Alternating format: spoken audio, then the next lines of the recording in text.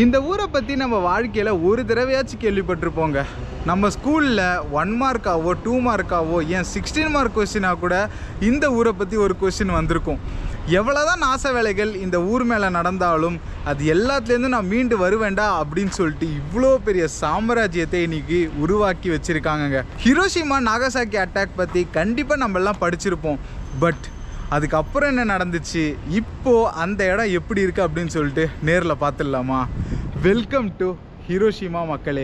1945 இவங்க எந்திரிக்கவே மாட்டாங்கடா அப்படின்னு நினச்ச ஒரு ஊர் இன்னைக்கு இவ்வளோ பிரம்மாண்டமாக ஏஞ்சி நின்றுருக்குங்க. இதுலேருந்து நம்ம ஜப்பான்காரங்கிட்டேருந்து கற்றுக்க வேண்டிய விஷயம் அவ்வளோ இருக்குது. வாங்க எல்லாத்தையும் டீட்டெயில்டாக பார்த்துடலாம். வணக்கம் மக்களே, எப்படி இருக்கீங்க? நான் சூப்பராக இருக்கேன். நீங்கள் எல்லாம் வேறு லெவலாக இருப்பீங்கன்னு தெரியும். ஆரம்பிக்கலாங்களா? சில விஷயத்தை பார்க்கும்போது கண்டிப்பாக மனசு கஷ்டமாக இருக்குங்க. பட் இவங்களோட வில் பவரை பார்க்கும்போது பெருமையாக இருக்குதுன்னு தான் சொல்லணும். வாங்க போகலாம். இப்போ தான் நம்ம வந்து ட்ரெயின்லேருந்து இறங்கியிருக்கோம். So first சாப்பிட்றலாம். தண்ணி பாட்டில் வாங்கிட்டு நேராக நம்ம வந்து ட்ராம் பிடிச்சி போயிடலாம். இந்த ஊரில் ஸ்பெஷலே வந்து ட்ராமில் ரைட் பண்ணுறது தான். ஒன்று ஒன்றா எல்லாத்தையும் டீட்டெயிலாக எக்ஸ்பிளைன் பண்ணிடுறேன் நான். இந்த இருக்க பார்த்தீங்களா, இதுதான் க்யூட்டான ட்ராம்ஸ். இவங்க ஊரில் ஆக்சுவலாக ஹெரிட்டேஜ் எல்லாத்தையுமே வந்து பயங்கர மாடர்ன் ஆக்கி செம்ம ஸ்டைலிஷாக வச்சுருக்காங்கங்க.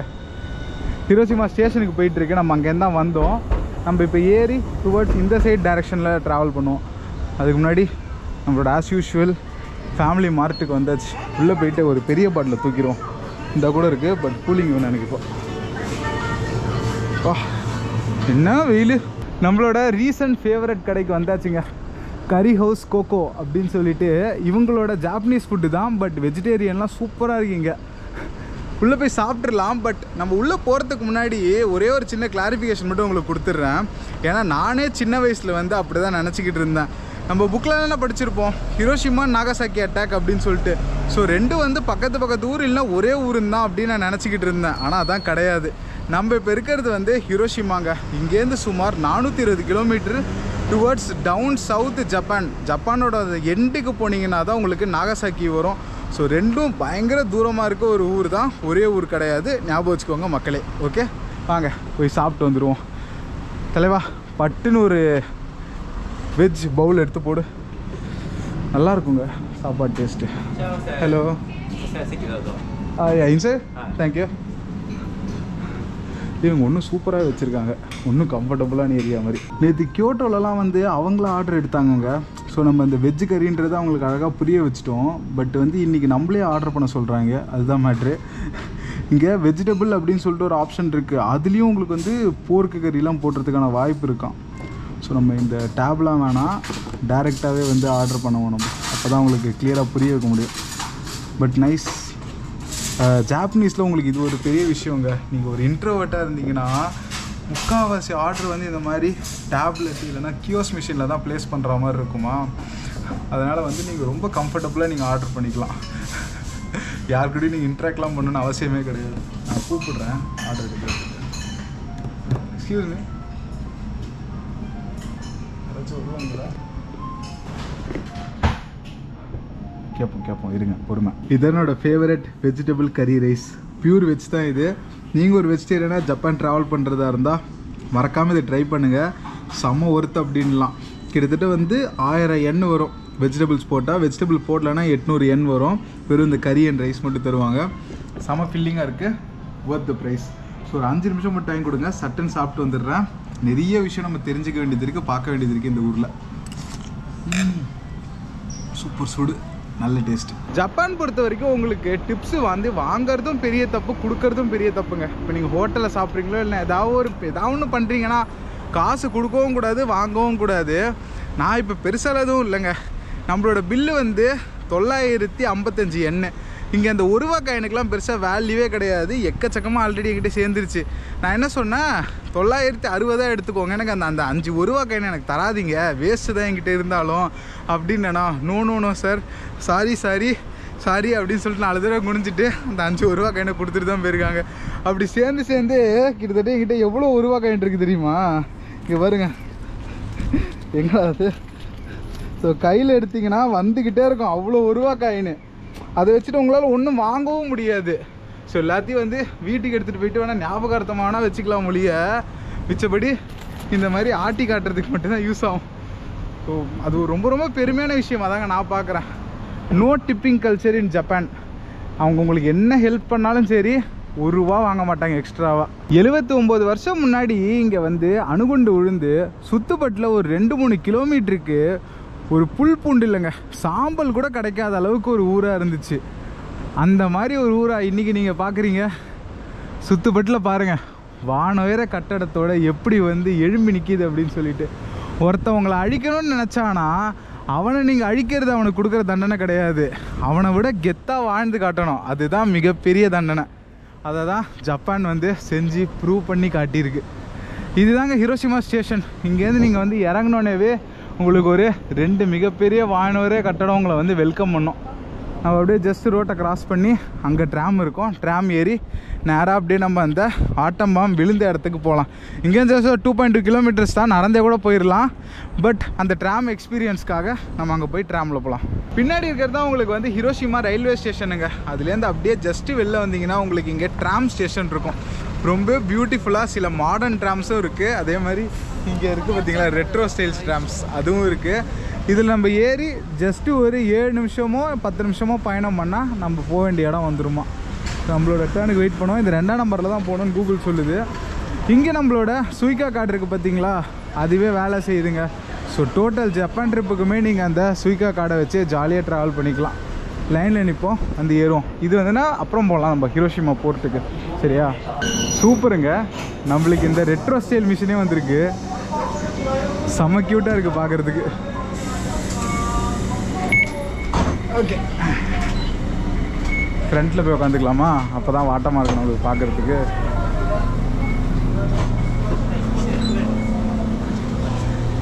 எஸ், அழகாக இருக்குங்க மிஷின் பார்க்க. தலைவிரியும் இந்த செட்டப்பையும் பார்க்குறதுக்கு என்ன மாதிரி ஒரு வைப்பாக இருக்குது பார்த்தீங்களா. நல்ல ஒரு வின்டேஜ் லுக்குங்க. கீழே அப்படியே பார்த்தீங்கன்னா ஸ்ட்ரெயிட்டான ரூட். இது சிட்டியோட மொத்த இம்பார்ட்டன்ட் ஏரியாவும் கவர் பண்ணி அப்படியே கூட்டு போயிடுற மாதிரி வச்சுருக்காங்க. இதில் கூட டைமிங் பர்ஃபெக்டாக இருக்குது. அவர் உள்ள டைமர் வச்சு அந்த செகண்ட்ஸ் கணக்காக தான் ஆப்ரேட்டே பண்ணிக்கிட்டு இருக்காரு. கூகுளில் போட்டிருக்க டைம் எக்ஸாக்டாக மேட்ச் ஆகுது. ஆனால் என்ன 2 நிமிஷத்துக்கு ஒரு ஸ்டாப் வந்துடுது, அது மட்டும் தான் பிரச்சனை. ஒன்று 2 ஸ்டாப் தான், நம்ம போய் இறங்கிடலாம். ஃபைனலி நம்ம வந்து சேர்ந்தாச்சுங்க.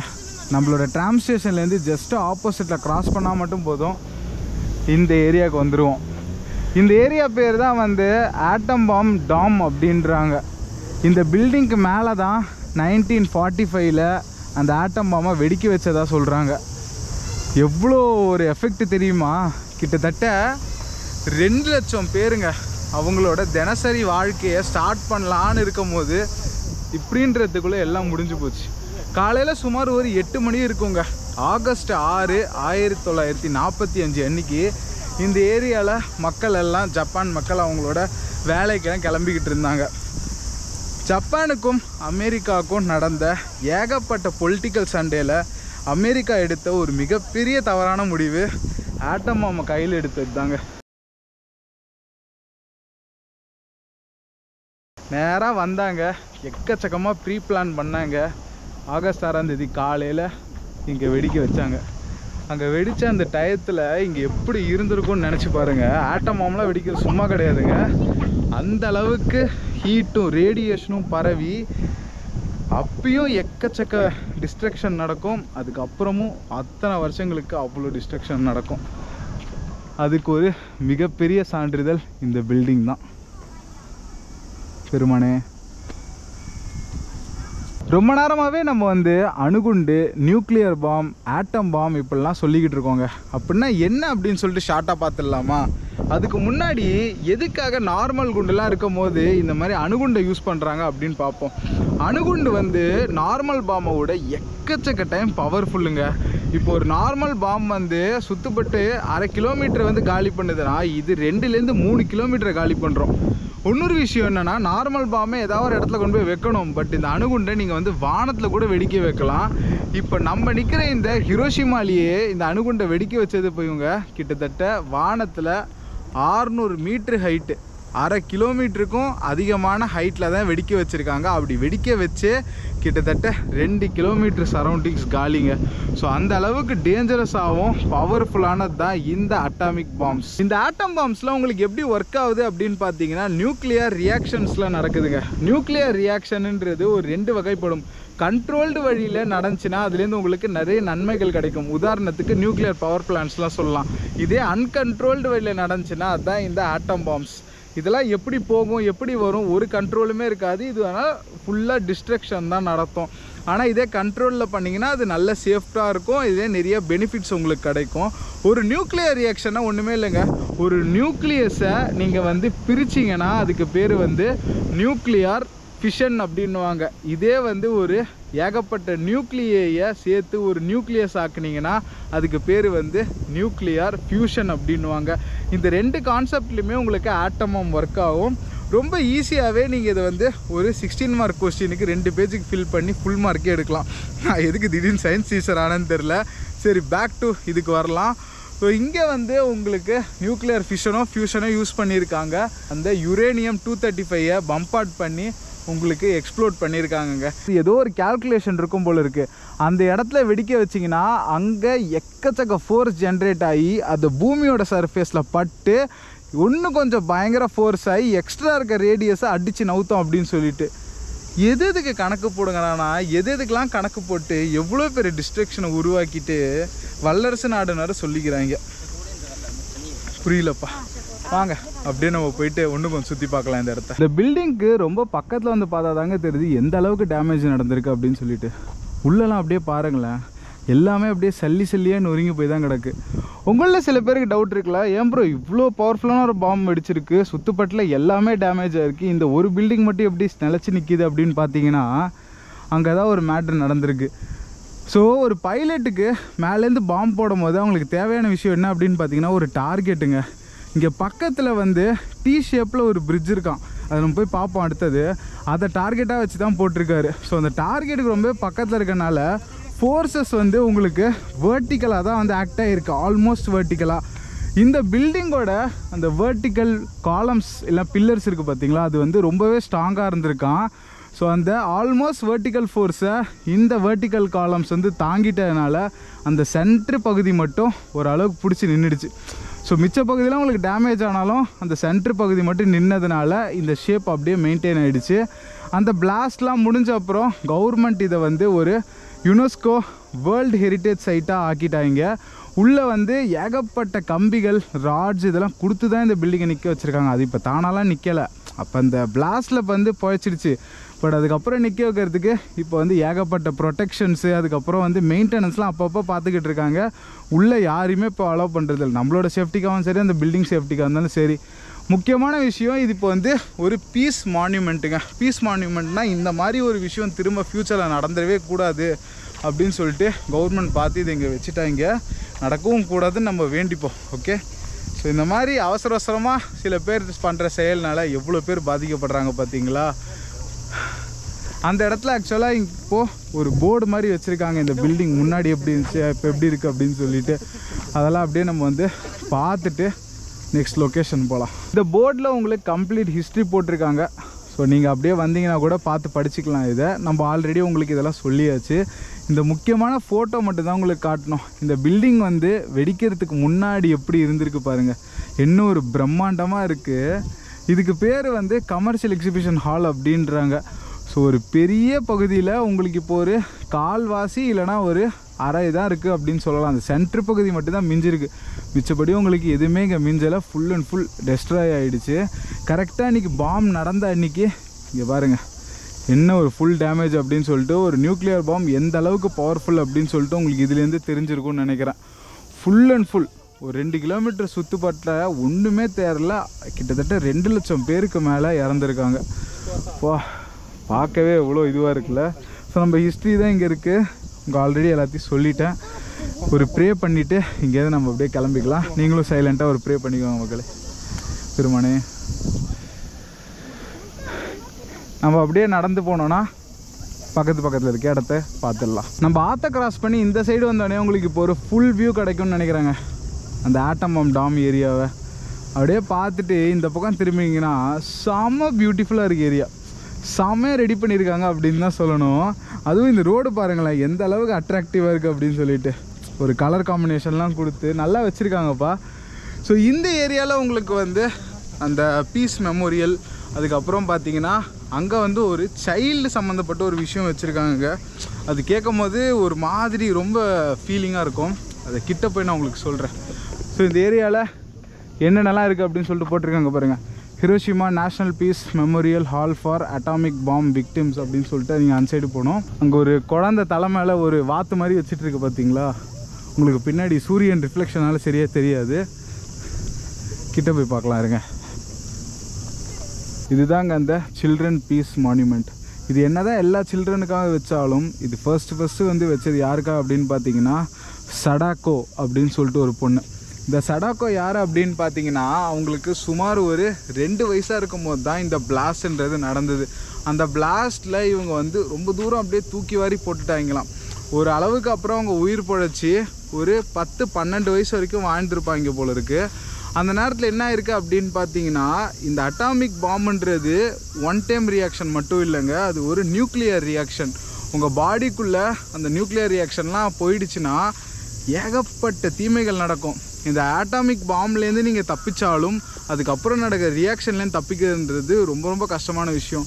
ஸோ இந்த குழந்தைக்கும் அப்படி தான் என்னென்னவோ வந்து உடம்புல வந்து கேன்சர் மாதிரி வியாதிலாம் வந்து அதுக்கப்புறம் அந்த குழந்தை ஒரு 12 வயசு செத்து போயிடுச்சு. அது சாவறதுக்கு முன்னாடி அவங்களோட ஃப்ரெண்டு ஒருத்தங்க வந்து அந்த குழந்தையோட ஃப்ரெண்டு அந்த குழந்தைகிட்ட சொல்லியிருக்காங்க, நீ ஒரு 1000 பேப்பரில் வந்து வாத்து செஞ்சுனா நீ பழைச்சிருவ அப்படின்னு சொல்லிட்டு.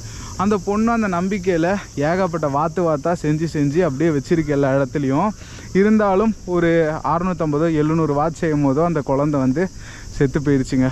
ஸோ அதுக்காகவே அப்போத்துலேயும் இப்போ வரைக்கும் அந்த குழந்தை ஞாபகார்த்தமாகவே இங்கே வரவங்கலாம் ஏகப்பட்ட அந்த பேப்பரில் வாத்து ஏகப்பட்ட ஷேப்ஸ் அதெல்லாம் செஞ்சுருவாங்க. ஸோ மேலே பார்த்தீங்கன்னா ஒரு குழந்தை கையில் வாத்து இருக்கிற மாதிரி தான் இருக்கும், தெரியுதா உங்களுக்கு? ஸோ பேப்பரில் செஞ்ச வாத்து. இது ஆர்ட்டுக்கு பேர் ஏதோ சொல்லுவாங்க, கரெக்டாக எனக்கு ஞாபகம் இல்லை. பட் இந்த பேப்பரில் ஃபோல்டு பண்ணி செய்வாங்களே, உங்களுக்கு பேர் தெரிஞ்சால் சொல்லுங்கள். எவ்வளோ வச்சுருக்காங்க பார்த்தீங்களா? ஸோ இங்கே லட்சக்கணக்கான அந்த ஒரு ஆர்ட் ஒர்க்ஸ் இருக்கும் உங்களுக்கு பார்க்குறதுக்கு. இதாங்க உங்களுக்கு வந்து ஃபேம் ஆஃப் பீஸ் அப்படின்றாங்க. அப்படியே நீங்கள் திருப்பினீங்கன்னா இந்த பக்கம் தான் வருது உங்களுக்கு பீஸ் மெமோரியல். ஸோ இந்த பீஸ் மெமோரியல் எதுக்கு அப்படின்னு பார்த்தீங்கன்னா இங்கே இருக்கிறவங்க எல்லாம் உயிர் நீத்திருப்பாங்கள்ல, அவங்க எல்லாருக்கும் ஒரு ஞாபகார்த்தம் மாதிரியும் இந்த மாதிரி ஒரு விஷயம் திரும்ப நடந்துடக்கூடாது, எல்லா இடத்துலையும் பீஸ் அமைதியாக இருக்கணும் அப்படின்னு சொல்லிட்டு நினச்சிக்கிற மாதிரியும் ஒரு மெமோரியல் மாதிரி வச்சுருக்காங்க. ஸோ அப்படியே ஃப்ரண்ட்டில் போயிட்டு பார்ப்போம். முன்னாடி ஏதோ போலீஸ் வண்டி ஒரு 4-5 போயிட்டுருக்கு, என்னன்னு தெரில. எல்லாருமே இங்கே அழகாக லைனில் நின்று அவங்களோட ரெஸ்பெக்டை கொடுத்துக்கிட்டு இருக்காங்க. நீங்கள் ஒரு ஜப்பான் ட்ரிப் பிளான் பண்ணுறதா இருந்தால் இந்த ஹிரோஷிமாவை ஒரு மஸ்ட் விசிட்டாகவே வச்சுக்கோங்க. ஏன்னா இங்கே வந்து பார்த்தா தான் உங்களுக்கு புரியும் இங்கே என்னென்னலாம் நடந்திருக்கு அப்படின்னு சொல்லிட்டு. நீங்கள் நாகசாக்கி போகிறது வேணால் கொஞ்சம் டஃப்பாக இருக்கலாம், ஏன்னா அது ரொம்ப தூரத்தில் இருக்குது. பட் இந்த ஹிரோஷிமான்றது நீங்கள் ஜப்பானில் எங்கே இருந்தாலுமே ரொம்ப ஈஸியாக ரீச் பண்ணிடலாம். டோக்கியோவாக இருந்தாலும் சரி, ஒசாக்காவாக இருந்தாலும் சரி, கியோட்டோவாக இருந்தாலும் சரி, ஒரு புல்லட் ட்ரெயின் எடுத்திங்கன்னா டோக்கியோலேருந்து ஒரு 5-6 ஹவர்ஸில் வந்துடலாம். ஒசாக்காலேருந்து ஜஸ்ட்டு ஒரு 1.5-2 ஹவர்ஸில் வந்துடலாம். கியோட்டோலேருந்து அதே டிஸ்டன்ஸ் தான். நார்மல் ட்ரெயின்லேயும் வரலாங்க, லாஸ்ட் வீடியோ போட்டிருப்போம் எப்படி வரதுன்னு சொல்லிட்டு. ஈஸியாக பிளான் பண்ணி வாங்க, but it is a must visit. So அப்படியே ஒரு ரவுண்டு தரேன், பார்த்துக்கோங்க எப்படி இருக்குன்னு சொல்லிட்டு ஏரியா. பெருமானே. ஸோ அப்படியே ஒரு சின்ன சைலண்ட் ப்ரேயர் பண்ணிட்டு இங்கேருந்து கிளம்பலாம். நம்ம ரொம்ப நேரமாக டீ பிரிட்ஜ்னு சொல்லியிருந்தோம்லங்க, அதை தான் வந்து டார்கெட்டாக வச்சு பாம்பு போட்டாங்கன்னு சொல்லிட்டு அது மேலே தான் இப்போ நம்ம நிற்கிறோம். இது எப்போ டீ பிரிட்ஜ் அப்படின்றீங்கன்னா, ஸோ இங்கே தான் உங்களுக்கு பார்த்தா தெரியும், அந்த ரோட்டையும் இந்த ஆற்றையும் அப்படியே கிராஸ் பண்ணி அங்கிட்டு ஒரு பிரிட்ஜு போகுது பார்த்தீங்களா, அந்த பிரிட்ஜோட இந்த போர்ஷன் கனெக்ட் ஆகுது. ஸோ இந்த பிரிட்ஜை வந்து நீங்கள் மேலே இருந்தோ இல்லை கூகுள் மேப்லேயோ பார்த்தீங்கன்னா அது வந்து மேல்கோட்டு மாதிரியும் இது வந்து கீழே இருக்க டீ மாதிரியும் இருக்குமா. ஸோ இது வந்து எங்கேருந்து பார்த்தீங்கனாலுமே உங்களுக்கு ரொம்ப கிளியராக தெரியாதனால இதை வந்து டார்கெட்டாக வச்சுருக்காங்க. இதுக்கு பக்கத்துலேயே தான் நம்மளோட அந்த பில்டிங் இருக்குது. ஸோ அதனால தான் அதில் வந்து எஃபெக்ட்டுன்றது கொஞ்சம் கம்மியாக இருந்திருக்கு. ரொம்ப வந்து டைரக்ட் ஸ்ட்ரெயிட்டாக இருந்ததுனால அந்த பில்டிங் தப்பிச்சிருக்கு. இப்போ உங்களுக்கு கிளியராக புரிஞ்சிருக்கும்னு நினைக்கிறேன். ஸோ இந்த டீ பிரிட்ஜ் தான் இவ்வளோத்துக்கும் காரணம். அமெரிக்காக்காரன் ஒரு பக்கம் காரணம்னா ஒன்று வந்து இந்த டீ பிரிட்ஜ். இந்த டீ பிரிட்ஜ் இல்லைனா அவன் எங்கே போடுறதே தெரியாமல் எங்கேயோ போட்டிருப்பான், அது எங்கேயோ போயிருக்கும். இப்போ ஒரு நார்மல் பாம் பிளாஸ்ட் நடந்துச்சுன்னா அதோட எஃபெக்ட்ன்றது ஒரு 2 or 3 days சரியாக போயிடுமாங்க. பட் இதே ஒரு நியூக்ளியர் பாம் பிளாஸ்ட்ன்றது அப்படி கிடையாது. அதோட அந்த நியூக்ளியர் ரியாக்ஷன்ன்றது கிட்டத்தட்ட வந்து ஒரு 100 வருஷத்துக்கு மேலே நடக்குமா. ஒரு கண்டினியூஸ் செயின் ப்ராசஸ் மாதிரி அது. ரிசர்ச்சர்ஸ் என்ன சொல்கிறாங்க அப்படின்னு பார்த்தீங்கன்னா, இப்போவுமே இங்கே நியூக்ளியர் ரியாக்ஷன் நடந்து அந்த ரேடியேஷன்ஸ்லாம் வந்துக்கிட்டு தான் இருக்குது அப்படின்றாங்க. பட் அதோட லெவல் வந்து ரொம்ப ரொம்ப ரொம்ப கம்மியாக இருக்கனால மக்களை வந்து அது பெருசாக அஃபெக்ட் பண்ணுறதில்ல. நம்மளும் ஒரு மாதிரி நார்மல் லைஃப் எல்லோரும் வந்துட்டாங்க. பட் அந்த காலத்தில் பொழைச்சிருப்பாங்க பார்த்தீங்களா, அவங்களுக்குலாம் வந்து சீரியஸ் ஹெல்த் இஷ்யூஸ் வந்திருக்காங்க. எப்படின்னா, இப்போ சில பேருக்குலாம் வந்து குழந்தை பாக்கியமே இல்லாமல் போயிருக்கு. சில பெண்கள்லாம் வந்து கர்ப்பமாக இருந்தாங்கன்னா அவங்களோட குழந்தைங்க வந்து ஊனமாக பிறந்திருக்கு, அவங்களோட ஜென்ரேஷன்ஸே ஊனமாக இருக்குது, கேன்சர் வந்திருக்கு, அப்படி இப்படின்னு சொல்லிட்டு நம்மளால் நினச்சி கூட பார்க்க முடியாத அளவுக்கு வியாதிகளும் காம்ப்ளிகேஷன்ஸும் மக்களுக்கு வந்திருக்கு. இந்த ஊரோட பாப்புலேஷனில் ஆல்மோஸ்ட் எல்லாருமே இறந்துட்டாங்க. பொழைச்சவங்க இன்றைக்குமே சஃபர் ஆகிக்கிட்டு தான் இருக்காங்கங்க. கேட்கும் போதே வந்து ஒரு மாதிரி அஃபெக்ட் பண்ணுது, அது மட்டும் உறுதி. பட் இது எல்லாத்துலேருந்து எப்படி ஜப்பான் மீண்டு வந்தாங்க, அங்கே தான் இருக்குது ஒரு பெரிய விஷயமே. ஜப்பான் வந்து எல்லா விஷயத்துலையுமே வந்து ஒரு மாதிரி ஃபாஸ்ட் ஃபார்வேர்டு தாங்க. அவங்க செம ஃபாஸ்ட்டாக பண்ணுவாங்க. இவங்களுக்கு நேச்சரும் இல்லைனா பொலிட்டிக்கல் இஷ்யூவாக எவ்வளோ பிரச்சனை வந்தாலுமே ரியாக்ட் பண்ணுற டைமுன்றது ரொம்ப குயிக்காக இருக்கும். இந்த ஹிரோஷிமாவில் இவ்வளோ விஷயம் நடந்தாலுமே வெறும் 6 வருஷத்தில் இந்த சிட்டியை வந்து அவங்க பேக் டு ஃபார்முக்கு கொண்டு வந்துட்டாங்களாங்க. இந்த பிளாஸ்ட் நடந்து ஒரு 2 or 3 monthsக்குள்ளேயே இந்த ட்ராம்ஸ்லாம் ஓட ஆரம்பிச்சிருச்சான். ரோட்லலாம் வந்து மக்கள் நடமாட ஆரம்பிச்சிட்டாங்களாம். அதே மாதிரி கொஞ்சம் கொஞ்சமாக பில்டப் பண்ணி ஒரு 6 yearsல கம்ப்ளீட்டாக எல்லாத்தையும் ரெடி பண்ணிட்டாங்க. இங்கே எவ்வளோ தான் ஆர்த்குவேக் வந்தாலும், அதே மாதிரி எவ்வளோ தான் ஃப்ளட்டு சுனாமின்னு வந்தாலும், பொலிட்டிக்கலாக எவ்வளோ பிரச்சனை வந்தாலும், ஜப்பான் மாதிரி நம்ம ஒரு பக்கா ஸ்ட்ராங்காக நின்று யுனைட்டடாக போராடி நாட்டுக்காக எல்லாத்தையும் வந்து அவங்களே சாக்ரிஃபைஸ் பண்ணி நம்ம நடத்தினோன்னா நம்ம நாடு எங்கேயோ இருக்குங்க. ஸோ கண்டிப்பாக இதை வந்து ஒரு மாரல் எக்ஸாம்பிளாகவோ இல்லைனா ஒரு மோட்டிவேஷனாகவோ எடுத்து நம்ம நாட்டுக்காக நம்ம தான் உழைக்கணும் அப்படின்னு சொல்லிட்டு உறுதியாக இருந்தால் எல்லோரும் நம்மளை வந்து தூக்கி கொண்டாடுவாங்க. அவ்வளோதாங்க. ஸோ அப்படியே வாங்க பொறுமையாக நடந்து போவோம். மேபி இந்த லைட்டிங் பார்க்குறதுக்காக நம்ம கொஞ்ச நேரம் வெயிட் பண்ணலாம். பட் அந்த சைட்லாம் போயிட்டு அதுக்கப்புறம் கொஞ்ச நேரம் இருட்டின அப்புறம் வரலாம். இருட்டை கொஞ்சம் லேட்டாகும் போல் இருக்குது. நம்ம இப்படியே ஆப்போசிட்டில் என்னென்ன இருக்குதுன்னு பார்த்துடலாங்க. செம்மையாக இருக்குது லைட்டிங்கோட அந்த ஏரியா பார்க்குறதுக்கு. எனக்கு அந்த புது ட்ராமில் ட்ராவல் பண்ண போலேயே இருக்குது. என்ன ஸ்டைலாக இருக்குது பார்த்தீங்களா. மேபி நம்ம ரிட்டர்ன் போகும்போது அந்த புது ட்ராமில் போக முடியுமான்னு பார்ப்போம். என்ன சொல்கிறீங்க? நம்ம வந்து ரெட்ரோ ஸ்டைல் ஒன்று இருந்துச்சுன்னா இது அதுக்கும் மேலே இருக்குது. பார்க்கவே வந்து அப்படியே ட்ரை பண்ணி ஆகணுண்டா அப்படின்னு தான் இருக்குது. சரிங்க மக்களே, சென்டிமெண்ட்டு எல்லாம் அப்படியே ஆஃப் பண்ணிவிட்டு நம்ம அடுத்த லொக்கேஷனுக்கு போகலாம். பட் அங்கே உண்மையிலே உள்ளே போகும்போது ஒரு மாதிரி ஃபீலிங் அதாங்க இருந்துச்சு. இட்ஸ் ஓகே, அதான் லைஃப். என்ன வேணால் எப்போ வேணால் நடக்கலாம்.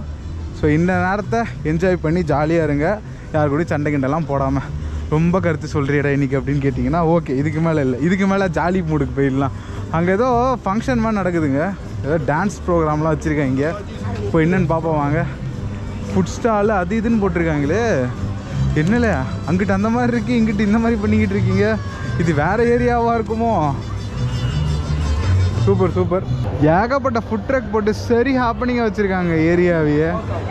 மேபி இன்றைக்கி வந்து வீக்கெண்ட்னால இப்படி இருக்கும் போல் இருக்குது. அதை சொல்ல மறந்துட்டேன் உங்களுக்கு. வீக்கெண்டில் இங்கெல்லாம் வந்து ஒரு ஹாஸ்டல்னால் ஹோட்டல் ப்ரைஸில் எங்கேயோ போயிடுதுங்க.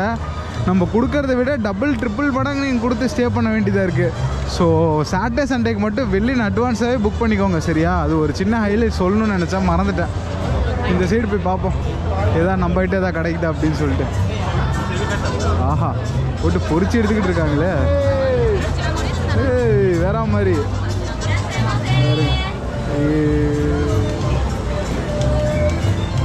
போடு போடு போடு, தெறிக்க விடு தெறிக்க விடு. வாவ், எல்லாம் ஜாப்பனீஸ் ட்ரெடிஷ்னல் ட்ரெஸ்லேயே வந்திருக்காங்கப்பா. அங்கே டான்ஸ் ஷோவும் அதான் நடந்துக்கிட்டு இருக்கு.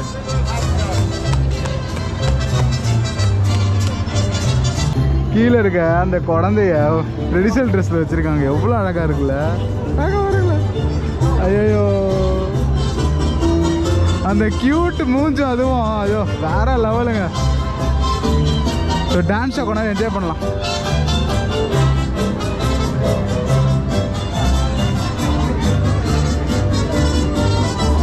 நிறைய பேர் ட்ரெடிஷ்னல் ட்ரெஸ்ஸில் இருக்காங்க.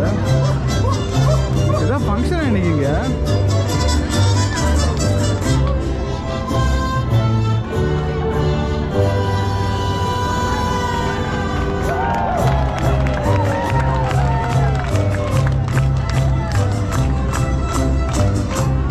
இந்த ஊர் ஆளுங்களாம் நம்ம எதாவது வாங்கணும்னு ஏதோ சொல்கிறாங்க அப்படின்றாங்க. அது கேட்கும் போதே அப்படியே சிலிர்க்குது, நல்லா இருக்குது கேட்கும் போது. அதுவும் அந்த கடையில் அவங்க கொரியனா ஜாப்பனீஸானு தெரியல, அது ஒரு பெரிய கன்ஃபியூஷனுங்க. கொரியன் வெர்சஸ் ஜாப்பனீஸ் எப்படி நீங்கள் கண்டுபிடிப்பீங்க? ரொம்ப கஷ்டம் கண்டுபிடிக்கிறது. பட் அவங்க அதை சொல்லும் போதே வந்து மனசில் அப்படியே தேன் வந்து பாயிற மாதிரி இருக்கும். வேற மாதிரி அப்படி தான் இருக்குது. அந்த கடை தான், அந்த கடை தான். பாருங்களேன், புரிகிறதா அப்படின்னு தான் இருக்கு. நைஸ். இங்கே வந்து நம்மளோட அந்த ஸ்ப்ரிங் பொட்டேட்டோ வந்து மாசாக பொரிச்சு வச்சுக்கிட்டு இருக்காங்க. மக்கள் லைனில் நின்று வாங்குறாங்க. இந்த லைன் கல்ச்சர் தான் எல்லாத்துக்கும் லைன், பொறுமை. ஸோ அங்கே பார்த்தீங்கன்னா உங்களுக்கு ஜாப்பனீஸ் சோல் ஃபுட் அப்படின்னு போட்டிருக்காங்க. அதாவது ஜாப்பனீஸ் அண்ட் கொரியனை மிக்ஸ் பண்ணுறாங்கன்னு அர்த்தம். இதுலேருந்து என்ன தெரிகிறது அப்படின்னு பார்த்தீங்கன்னா, ஜாப்பனீஸ் மக்கள் அவங்களோட வீக்கெண்டை வந்து பயங்கரமாக ஸ்பெண்ட் பண்ணுவாங்கன்னு தெரியுது. ஹாப்பனிங் வீக்கெண்டே நம்ம ஃபஸ்ட்டு வீக்கெண்டுங்க. இதுதான் ஒரு வீக்கெண்ட் தான் இங்கே இருப்போம், நெக்ஸ்ட் வீக்கெண்ட் இங்கே கிளம்பிடுவோம். பட் சொல்கிறேன், ஸோ சாட்டர்டே சண்டே இங்கே வந்து பார்ட்டி ஜோன் உங்களுக்கு ஜப்பானில்.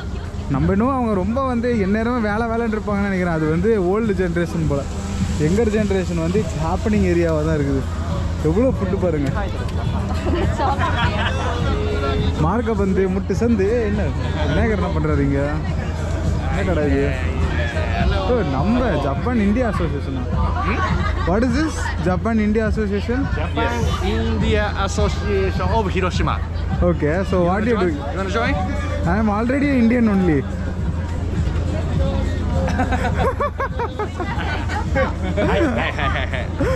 I am from India.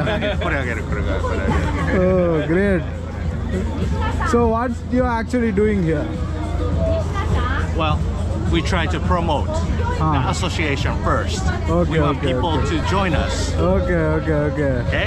That's great. Individual, company doesn't really matter.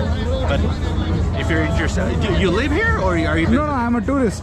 Tourist? Yeah, yes, okay, I'm from okay. Tamil Nadu, Chennai. You don't need it. Yeah, that only I'm saying. I'm an Indian like that. Good.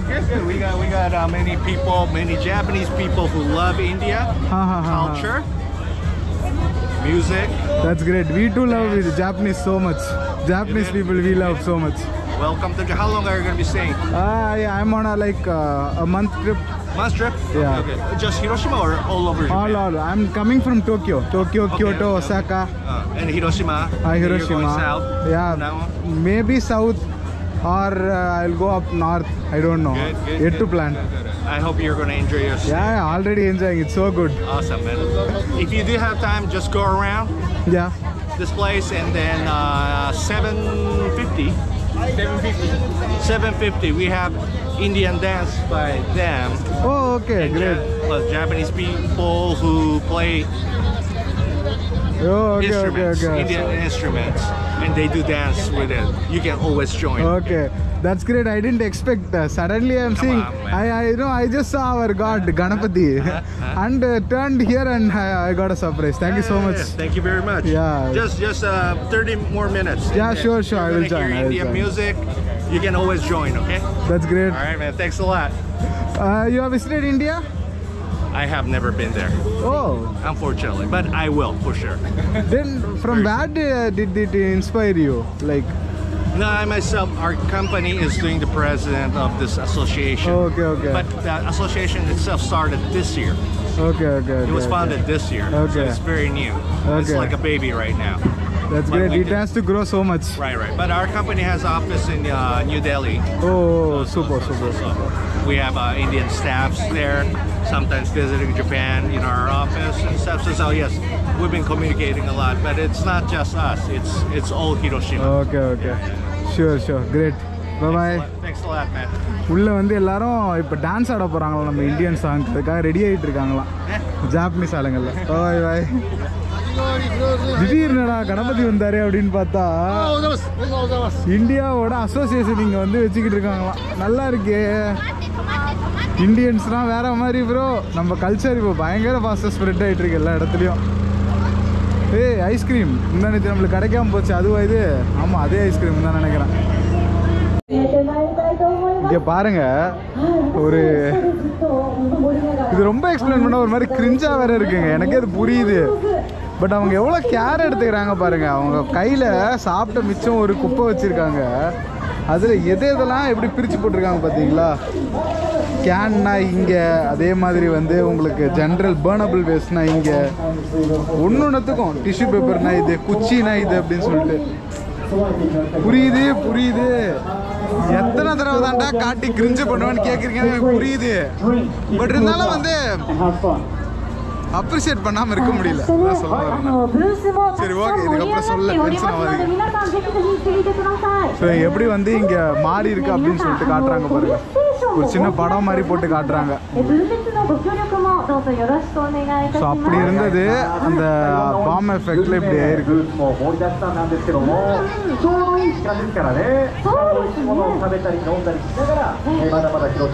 National ஜியோகிராஃபியில் பார்க்காத documentary நம்ம சொல்ல போகிறோம். ஏய் அந்த இது சொன்னல, அதான் இது. அந்த பேப்பர்லேயே டக்கு பண்ணுறது அந்த குழந்தைக்காக. அது hello. It's okay, thank you. Thank you thank you. அவங்க கொடுத்துருக்காங்க. இது நம்ம ஊர்லேயும் ஃபேமஸ். Nothing nothing. ஸோ ஒரு 1000 இந்த மாதிரி செஞ்சு அந்த குழந்தைக்காக கொடுப்பாங்க போல. லைனாக செஞ்சுட்டு இருக்காங்க பார்த்தீங்களா இங்கே. எல்லாமே இல்லை சிரிச்ச முகமாக இருக்காங்கப்பா இங்கே இருக்க மக்கள். அது ஒன்று தான் நான் பர்சனலாக பார்த்து சொல்கிறேன். எனக்கு வந்து 7-Eleven லாசன்ஸ் ரொம்ப பிடிச்சிருக்கு. ஃபேமிலி மார்ட்டு கொஞ்சம் மொக்கையாக தாங்க இருக்குது. பட் இந்த லாசன்ஸும் 7-Eleven டாப்னு ஆச்சு. அது லாசன்ஸில் அன்றைக்கி ஒரு க்ரீம் பன் சாப்பிட்டேன், பயங்கரமாக இருந்துச்சு. அதான் திரும்ப கிடைக்குதான்னு பார்த்தா இன்றைக்கி ஸ்டாக் இல்லை. இவங்ககிட்ட இருக்க எல்லா பொருளுமே செம ஃப்ரெஷ்லி பேக்குடுங்க. அப்படியே பாருங்கள், பஞ்சு மாதிரி இருக்கும். அமுக்கி விளையாடலாம் நீங்கள். இப்போதான் பார்ப்போம் ஏதாவது நல்ல ஐட்டமாக இருந்தால் அப்படியே தூக்கிடலாம். இப்போதைக்கு இந்த குட்டி பன் மட்டும்தான் இருக்குது, பெருசாக வேறு எதுவும் இல்லை. டிசப்பாயிண்டிங் லைட்டாக. இந்த ஹிரோஷிமாலாம் உங்களுக்கு வந்து டே ட்ரிப் மாதிரி தாங்க. இப்போ நம்ம நைட்டு பஸ் எடுத்து ஒசாக்கா போக போகிறோம். ஸோ ஒசாக்காவில் தான் அடுத்த கொஞ்சம் நாள் நம்ம ஸ்டே பண்ண போகிறோம். ஸோ இங்கே வந்து பஸ் ஸ்டாண்ட் பக்கத்துலேயே தான் இருக்குது. போயிட்டு டிக்கெட்ஸ் மட்டும் பார்த்துட்டு வந்துடுவோம் எப்படின்னு சொல்லிட்டு. அவைலபிளாக இருக்கணும். 2 டேரெக்ட் பஸ் தான் இருக்கான் இங்கேருந்து நைட்டில் போகிறது. ஸோ பஸ் ஃப்ரீக்வன்சின்றது ரொம்ப கம்மி. அதே மாதிரி டிக்கெட்டும் வந்து ஆல்மோஸ்ட் ஒரு 8K ஒன்று 9K ஒன்றா 9000 yen பஸ்ஸில். ஸோ இருக்கலே சீப்பான ஆப்ஷன் நம்ம அந்த லோக்கல் ட்ரெயின் டிக்கெட் மட்டும்தாங்க. அதை விட்டால் கம்மியாக வந்து நீங்கள் ஜப்பானில் ட்ராவல் பண்ண முடியுன்றது எனக்கு நம்பிக்கை இல்லை. ஸோ போய்ட்டு டிக்கெட் மட்டும் விசாரிப்போம் நம்ம. ஓகே, இந்த ஊரில் பஸ் ஸ்டாண்டே இப்படி தாங்க ஒழிச்சு வச்சுருப்பாங்க. ஸோ அதனால் வந்து இன்ஃபர்மேஷனில் கேட்டுக்கோங்க எதுவாக இருந்தாலும். இங்கிட்ட வந்து பார்த்தா என்னடா மால் இருக்குது பஸ் ஸ்டாண்ட் லொக்கேஷனில் அப்படின்னு இருந்துச்சு. அப்புறம் பார்த்தா இது 10 மாடி கொண்ட உயர்ந்த பில்டிங்காக. நம்ம 3வது மாடி போனோம். ஓ எல்லோரும் 3வது மாடி தான் போகிறாங்களா? சூப்பர். இல்லை எனக்கு ட்ரெடிஷனில் வந்திருக்கேன், என்ன மாட்டேன்னு தெரில. Something different. எங்கெங்கேயோ கூப்பிட்டு போகிறாங்களே இல்லையா, பஸ் ஸ்டாண்டுக்கு மட்டும் கூப்பிட்டு போக மாட்டாங்களே ஐயா. இந்த பக்கம் இருக்கா பஸ் ஸ்டாண்டு? இப்படிலாம் பஸ் ஸ்டாண்டுக்கு போகிற வழி இருந்தால் பஸ் ஸ்டாண்டுக்கு போக முடியுமா? சாப்பிட்டு பொறுமையாக போய்க்கலாம் அப்படின்னு சொல்லிட்டு அப்படி தான் இருக்கும் நிலமை. கவுண்டர்லாம் க்ளோஸ் ஆகி கிடக்கு. பஸ் இருக்குமா? போய்டுவோம் ஒசாக்கா இன்னைக்கு? டவுட்டு தான் போல். இந்த ஊரில் டைமிங்கில் ரொம்ப கன்னாக இருப்பாங்க. அங்கே ஒர்க்குனா இந்த டயத்தோடு முடிஞ்சுன்னா முடிஞ்சு அவ்வளோதான். ஸோ இன்றைக்கி வந்து எத்தனை 7:30 வந்து க்ளோஸ்டு போல் இருக்குது. ஸோ கவுண்டர்லாம் க்ளோஸ் பண்ணிட்டாங்க. ஒன்றும் பிரச்சனை இல்லை. இங்கே மனுஷங்க வேலை பார்க்கலன்னா மிஷின் வேலை பார்க்கும். இங்கே கியாஸ் மிஷின் நிறையாவே இருக்குங்க. பட் அதில் வந்து லாங்கில் எதுவுமே காட்டல. இங்கே லோக்கலு இல்லை வந்து ஏர்போர்ட் அந்த மாதிரி தான் காட்டுது. யார்கிட்ட போய் விசாரிக்கணும்னு தெரில. போய் கேட்டு வருவோம் நம்ம. ஆனால் அவனா ஜாப்பனீஸ்க்கு வரும்.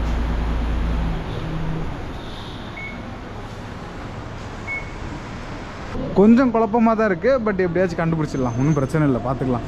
ஸோ 1 நம்பர் பிளாட்ஃபார்ம் வரைக்கும் போய் பார்ப்போம் எங்கே இருக்கா ஏதாவது இன்ஃபர்மேஷன் அப்படின்னு சொல்லிட்டு. ஒன்றும் புதுசாக இல்லைங்க, அதே தான். பஸ் எதுவுமே அவைலபிள் இல்லை, ஹாஸ்டலும் எதுவும் அவைலபிள் இல்லை. We are stuck. இவ்வளோ பெரிய ஊருக்கே ஒரு 2 பஸ்ஸு 2 ஹாஸ்டல் தாங்க இருக்குது. பட்டன் ஃபுல்லாகிடுது. பார்ப்போம் என்ன பண்ணலான்னு. ஜப்பானில் மோஸ்ட் ஆஃப் த ஊர் வந்து ஒரு 8-8:30க்கெலாம் ஃபுல்லாக அமைதியாகிடுதுங்க. இப்போ ஒரு கன்வீனியன்ஸ் ஸ்டோர் போயிட்டு எதாவது சாப்பிட மட்டும் வாங்கிட்டு வந்துக்கலாம். நைட்டை ஓட்டுறதுக்கு எங்கே ஓட்டுறதுன்னு பார்க்கணும். ஆச்சரியமே அதுதான், பெரிய பெரிய ஷாப்பிங் மால்லேருந்து எல்லாமே க்ளோஸ் ஆகிடுதுங்க 8:30க்கெலாம். இந்த 7-Eleven மாதிரி 24 hours கடை இருக்கிறது மட்டும்தான் பொழப்பு ஓட்ட முடியுது. இல்லைனா ரொம்ப கஷ்டம் இந்த ஏரியாவில். இது ஏதோ புது கலெக்ஷன் போடுங்க. ஸ்ட்ராபெரி சாக்லேட் குக்கீஸ்லாம் இருக்குது. ட்ரை பண்ணி பார்க்கலாம் இன்றைக்கி. இங்கே சில்லறை வந்து மிஷினே கொடுக்குங்க. சூப்பராக இருக்கும். எல்லாமே ஆட்டோமேஷன் தான். இங்கே திரும்ப பஸ் ஸ்டாண்டுக்கே கிளம்பியாச்சு. இவ்வளோ பெரிய பில்டிங்கில் 3வது மாடியில் பஸ் ஸ்டாண்ட் இருக்குது. எப்போ வெளில அனுப்புகிறோன்னா இப்போ பார்த்துக்கலாம். பஸ் ஒன்று வந்திருக்கு. சரி சும்மா விசாரிச்சு பார்ப்போம் அப்படின்னு பார்த்தா ஃபுல் அப்படின்றது. ஏன்னா ஒத்த பஸ்ஸு 2 பஸ்ஸு விட்ருக்காடா. இவ்வளோ பெரிய ஊர் வச்சுருக்கீங்க. எங்கே புக் பண்ண கூட தெரிலங்க. ஏதோ ஒரு வெப்சைட் ஆன்லைனில் காட்டுச்சு. உள்ளே பார்த்தா வெறும் ஜாப்பனீஸில் மட்டும்தான் வருது. இங்கே கவுண்டர் இருக்குது. அந்த கவுண்டர் வந்து ஈவினிங் 5 minute க்ளோஸ். ஸோ கொஞ்சம் காம்ப்ளிகேட்டட் தான் போல். இங்கே நீங்கள் புல்லட் ட்ரெயின் மட்டும்தான், வேறு ஆப்ஷன் இல்லை. மறந்துடுங்க, வேறு எல்லாத்தையும் மறந்துடுங்க. சரியா? இந்த பஸ்ஸெல்லாம் செட் ஆகாது. வேணா முன்னாடியே ஏதாவது டிரான்ஸ்லேட்டர்லாம் போட்டு புக் பண்ணிங்கன்னா வேணால் பார்க்கலாம். மொழியே இல்லைனா ரொம்ப கஷ்டம். நம்ம ஊர் மாதிரி இங்கேயும் வந்து அந்த மகளிர் மட்டும் சீட் இருக்குங்க. அதாவது வந்து ஃப்ரண்ட்டில் ஒரு 8 சீட் இருக்குது பார்த்தீங்களா? 2 அதாவது ஃபஸ்ட்டு 2 ரோவில் இருக்க 8 சீட் வந்து உமன்ஸ் ஒன்லி அப்படின்றாங்களா. அதுலேயே பாதி சீட்டு வீணாக போயிடுது. இங்கே இருக்க பெண்கள்லாம் என்ன பண்ணுறாங்கன்னா எல்லா விண்டோ சீட் மட்டும் போட்டுடுறாங்களா. பக்கத்தில் இருக்கிற சீட்டை வந்து வெறும் லேடிஸ் மட்டும்தான் புக் பண்ண முடியும். ஜென்ஸுக்கு வந்து அலோகேட் பண்ணாதா. ஸோ அதனால் என்ன பண்ணுது, அந்த 4 சீட்டும் வேக்கண்டாக இருந்தாலும் நம்மளை ஏற்ற முடியாது அப்படின்றாங்க. அதான் நான் டிரைவர்கிட்ட கேட்டேன், இந்த மாதிரி அவங்க அட்ஜஸ்ட் பண்ணி உட்காந்து நான் போய் உட்காந்துக்கலாமா அப்படின்னு கேட்டால் அவர் வந்து சாரின்னு 4 தடவை புரிஞ்சிடுவார். அதுக்கப்புறம் நம்மளால் எதுவும் பண்ண முடியாது. சரி போங்க அப்படின்னு சொல்லிட்டு டாட்டா சொல்லியாச்சு. இப்படி தான் உங்களுக்கு இருக்குங்க நிலைமைங்க. ஸோ நம்ம ஊர் மாதிரி இங்கேயும் லேடிஸ் சீட் இருக்குது. அது ஞாபகம் வச்சுக்கோங்க. ஸ்ப்ரே பண்ணுதா ரூம் ஃப்ரெஷ்னர். எனக்கு தெரிஞ்சு வந்து இப்போ மணி 11 யாருமே வரமாட்டாங்கன்னு தான் நினைக்கிறேன். இங்கே பாருங்களா, எல்லா பக்கமும் லைட்டில் எரிஞ்சிக்கிட்டு தான் இருக்குது. ஸோ செக்யூரிட்டிலாம் இங்கே இருக்கிற மாதிரி தெரில. ஆமாம், மோஸ்ட்லி இங்கே செக்யூரிட்டிலாம் கிடையாதுங்க ஜப்பானில். நம்ம பார்க்கவே இல்லை பெருசாக செக்யூரிட்டிலாம். ஸோ செக்யூரிட்டி கிடையாது. லைட்லாம் ஆட்டோமேட்டிக்காக ஆஃப் ஆகலைன்னா we can enjoy here tonight. Update பண்ணுறேன். இதோட இந்த வீடியோ நம்ம எண்ட் பண்ணிக்கலாம். Life is just enjoy. Bye மக்களே, பாய். ஹோப்ஃபுல்லி இங்கே நைட் நம்ம தூங்கிட்டு காலைல பஸ்ஸோ ட்ரெயினோ பிடிச்சி போயிடலாம். ஒன்றும் பிரச்சனை இல்லை. சார்ஜிங்லாம் இருக்குங்க. சார்ஜிங் போட்டாச்சு. ஏசி இருக்குது. இதுக்கு மேலே என்ன வேணும்? ஒய்ஃபை மட்டும் பக்கத்து ஒரு 2 ரூம் தள்ளி போயிட்டால் ஒய்ஃபையும் வருமா. அவ்வளோதான். என்ஜாய் பண்ணிட்டு இங்கேயே இருந்துக்க வேண்டியதான். ட்ராவல் அப்பப்போ இந்த மாதிரி அட்ஜஸ்ட்மெண்ட் தேவைப்படும். ஒன்றும் பண்ண முடியாது. ஆக்சுவலாக ஹாஸ்டல்ஸ் எல்லாமே ஃபுல்லு. வீக்கெண்ட்னால ஹிரோஷிமாவில் ஏகப்பட்ட டூரிஸ்ட் வந்துட்டாங்களா.